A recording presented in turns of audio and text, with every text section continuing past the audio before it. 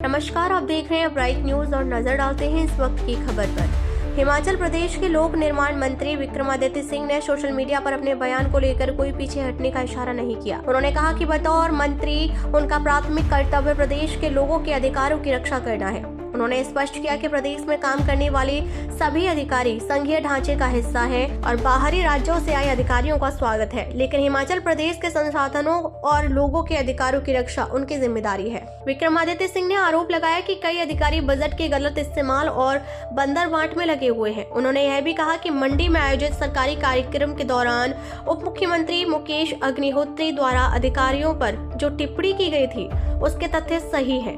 मंत्री ने कहा कि यह केवल बयानबाजी नहीं थी और भविष्य में ऐसे अधिकारियों के नाम सार्वजनिक किए जाएंगे। देखिए, मैं नहीं कह रहा हूँ, पहली बात तो देखिए मैं साफ करना चाहता हूँ कि मेरे लिए या हमारे लिए हिमाचल प्रदेश के हित, हिमाचल के 75 लाख लोगों के हित हमारे लिए सर्वप्रिय है, सर्वश्रेष्ठ है। उसमें कोई भी कॉम्प्रोमाइज़ किसी भी स्तर पे हम बर्दाश्त नहीं करेंगे, number 1। Number 2, I am an educated person.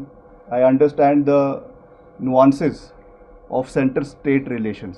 हम एक लोकतांत्रिक देश में रहते हैं और लोकतांत्रिक देश के साथ साथ हम एक यूनिकैमरल स्टेट में भी रहते हैं और एक फेडरल रिपब्लिक में भी रहते हैं। I understand that.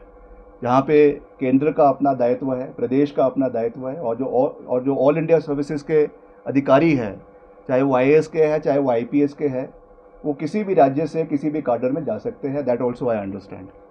मगर हमें ये चीज़ को देखना है, इस चीज़ को समझना है कि कोई भी अधिकारी जो हिमाचल प्रदेश में सेवा करने के लिए आ रहे हैं, चाहे वो IPS है, चाहे वो HAS है, चाहे वो IPS है, चाहे वो IPS है, चाहे वो IPS है, चाहे वो IAS है, हिमाचल में उनका स्वागत है। हम उनका पूरा मान सम्मान करते हैं according to the constitutional framework, संवैधानिक ढांचे के तहत उनका हिमाचल प्रदेश में स्वागत है। मगर हमें हिमाचल के हितों को भी साधना है।